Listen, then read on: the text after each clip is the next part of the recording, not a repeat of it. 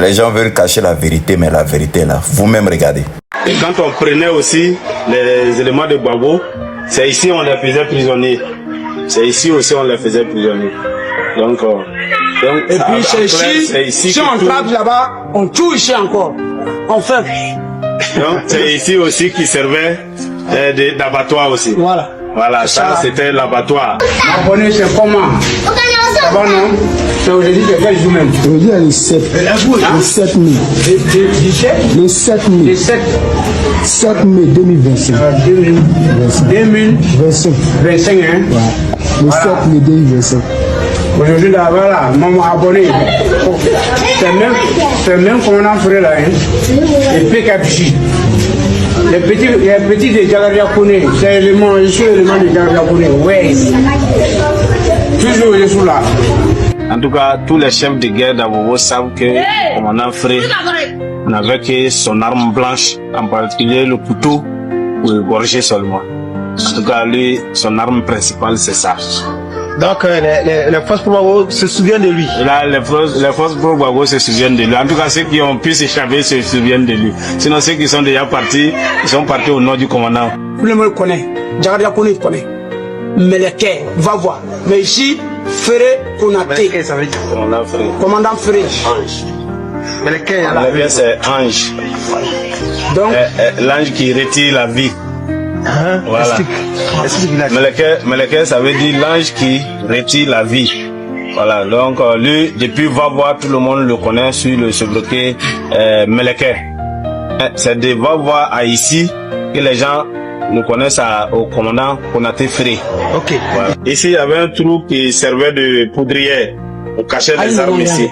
On cachait les armes ici.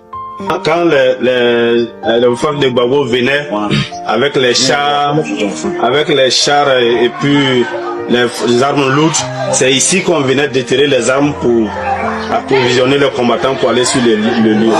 Voilà, donc, et quand on prenait aussi les éléments de Gbagbo, c'est ici on les faisait prisonniers. C'est ici aussi on les faisait prisonniers. Donc et puis c'est ici si on trappe là-bas, on tue ici encore. On fait. Donc c'est ici aussi qui servait d'abattoir aussi. Voilà. Voilà, ça c'était l'abattoir. On dit voilà la prison. Voilà la prison civile. Voilà. C'est ici qui était la prison civile. Vous pouvez même constater des traces de trucs. Voilà. C'est ici qui était la prison civile. Donc les gens, avant de les abattre, on les mettait ici. On les interrogeait et ensuite on procédait à ce qu'on doit procéder. Voilà. C'est ça. Donc c'est ici qu'on les prenait, on les mettait en prison ici, avant de les abattre. Quand la prison civile a été cassée, Ibé est venu nous trouver ici. Et puis il est venu s'imposer de force, comme il avait ses partenaires, la majorité même des gens qui étaient avec nous étaient les partenaires de Ibé. Donc il est venu s'imposer qu'il est le chef. Ok, aujourd'hui vous voulez dire que c'est vous qui êtes le vrai chef du commandant invisible. Voilà. Alors, pourquoi le vrai chef du commando invisible, c'est bien le commandant Konaté Fré. Pourquoi? Parce que c'est lui même qui était au devant des premiers combats. Du premier combat jusqu'au dernier combat, c'est lui qui était au devant des combats. C'est lui qui guidait, c'est lui qui présidait tous les combats. Jusqu'au départ du président Gbagbo, c'est lui qui présidait tous les combats. Okay. Depuis le temps de Samori Touré, voilà. Donc ils ont les héritages de leur grand-père. Voilà. Les héritages de leur grand-père, c'est ça qui leur permet de ne pas être vus. C'est ça. Voilà, c'est ça qui les mettait dans le noir. Voilà, donc par rapport à ça que les gens les appelaient commando invisible, parce que quand ils portent ces gris-gris, on ne les voit plus. Lui, l'élément de Kone Zakaria était garde rapproché de Kone Zakaria. Les combats ont commencé à Pika du Jut ici. D'abord, nous sommes quittés à Vavois. Provenant de Vavois, nous sommes installés à Pika du Jut ici. Et à la faveur de la marche projetée sur la RTI, nous sommes rentrés en combat contre les forces de Gbagbo. Ibe na lolo. Donc moi min koko waiko et Ibe ga keleke ya chef. C'est moi qui parle. Ibe n'a pas fait de combat ici. C'est le jour de la libération de la prison civile qu'Ibe a pénétré à PK18 ici. Ibe est venu après le combat. Il est venu, il voulait récupérer ce qu'on a fait. Sinon, Ibe n'a pas fait de combat ici. Avant tout combat, c'est comme ça que le commandant procède.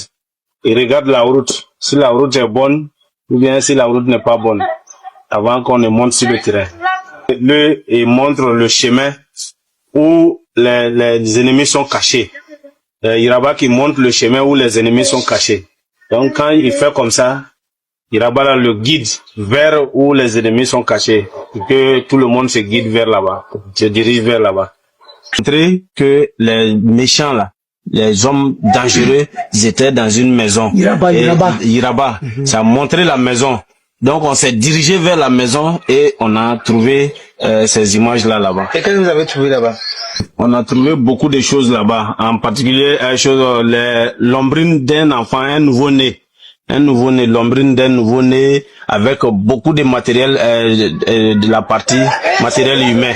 Avec nous l'avons pris, mais nous l'avons tué. Voilà. Nous l'avons pris, mais nous l'avons tué. On est sur le terrain, après les combats la nuit. Pourquoi d'abord la nuit, ils font le combat la nuit, et puis le lendemain, on voit aussi qu'il y avait des gens qui étaient couchés, les corps qui étaient couchés, qui avaient aussi ces mêmes trucs. Mais pourquoi est-ce que les balles les atteignaient? Mon son combat tout me casse soupe. Et puis nous tous ces belles au bas sous doyer, bakanye au là, au bas. Voilà. Mais comme on est bas, bon, soumis très bien, bakan mila. Peut-être que c'est où ils étaient en amour. Les corps qu'on voyait avec les gris-gris aussi, ils n'étaient pas forcément nos combattants. Parce qu'il y a les combattants de Gbagbo aussi qui avaient les gris-gris. Oui, nous sommes ici au Carrefour Diallo où il y a eu les premiers combats avec le centre d'intégrement commandement Séquence. Il a été attaqué par dans une embuscade par le commando invisible. Et comment les combats se sont déroulés? C'est ici on a commencé le combat avec Séquence. Le Séquence numéro 12. C'est vraiment Séquence numéro 12. C'est eux qui venaient régulièrement. C'est eux qu'on a commencé le combat ici. Ici, le premier combat avec Séquence, c'est à ce carrefour-là ici. En tout cas, tous ceux qui sont venus ce jour à bord de Séquence 12, numéro 12, et tous se sont restés ici. Et tous. Il n'y a même pas un qui est sorti. Quand ils sont arrivés, sont venus de l'autre, arrivés au Carrefour Diallo ici, sont descendus, ils voulaient pénétrer dans le quartier. Et donc, on a reçu des appels anonymes qui disent qu'il y a la présence de Séquence dans le quartier et qui tentent même à investir le quartier. Donc, c'est ainsi que les éléments, les combattants sont sortis de gauche à droite pour venir les contrer. Et c'est sur ce lieu que tous se sont restés ici. Ils n'ont pas pu rentrer dans le quartier encore. On était sur le pont ici et ils étaient au Carrefour Agripac. Carrefour Agripac, on se regardait. Voilà. Donc, puis il y a eu des échanges de tirs. Il y a eu des échanges de tirs où un colonel de l'armée est tombé là. C'est ici. Voilà. Un colonel de l'armée de Gbagbo est tombé ici. Et ils ont récupéré le corps rapidement. Le policier qui a été brûlé là, il était en haut. Il était en haut. De là-haut, il tirait sur les gens, sur la route là-bas. Donc, il a été extrait. Quelqu'un qui est monté derrière lui. Donc, on l'a pris. On l'a brûlé. Après avoir livré ce combat, il était normal qu'on reconnaisse l'effort fourni par les enfants, le commandant et leurs troupes. Le commandant Frey a sous sa main 642 éléments. 642 éléments. Eux tous, ils ont combattu un temps soit peu à ce combat. Ils ont participé à ce combat de la libération du pays. Donc, en revanche, on doit les satisfaire. Il faut qu'ils soient satisfaits. Nous voulons, en tout cas, 80% de nos éléments sont prêts à intégrer l'armée. Dans le pays qui s'appelle la Côte d'Ivoire, les gens fuient la vérité. Alors qu'il n'y a pas de vérité à fuir. Devant nous tous ici, la VAR. Si les gens même vous essayez de cacher ou pas cacher, mais ça va toujours vous rattraper. La preuve en est. Voilà les vidéos même.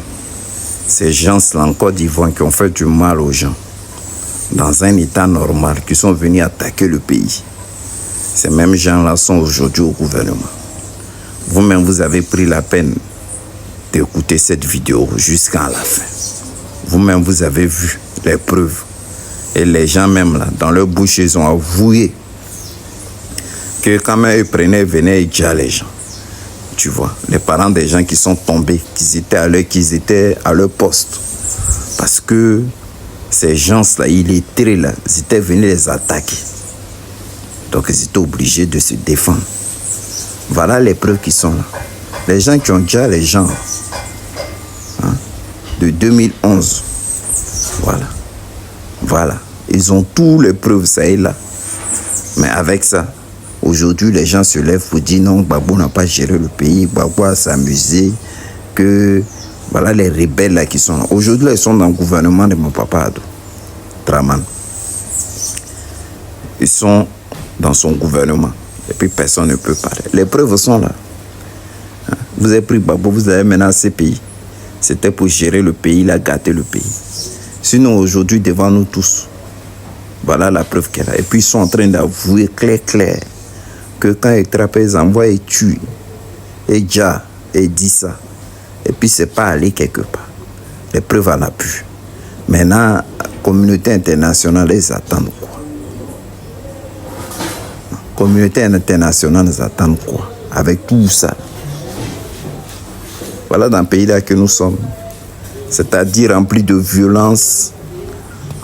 Comment tu peux accepter que les gens, toi tu es assis, toi, ils viennent t'attaquer et maintenant, toi tu te défends, c'est toi on prend pour mettre en prison.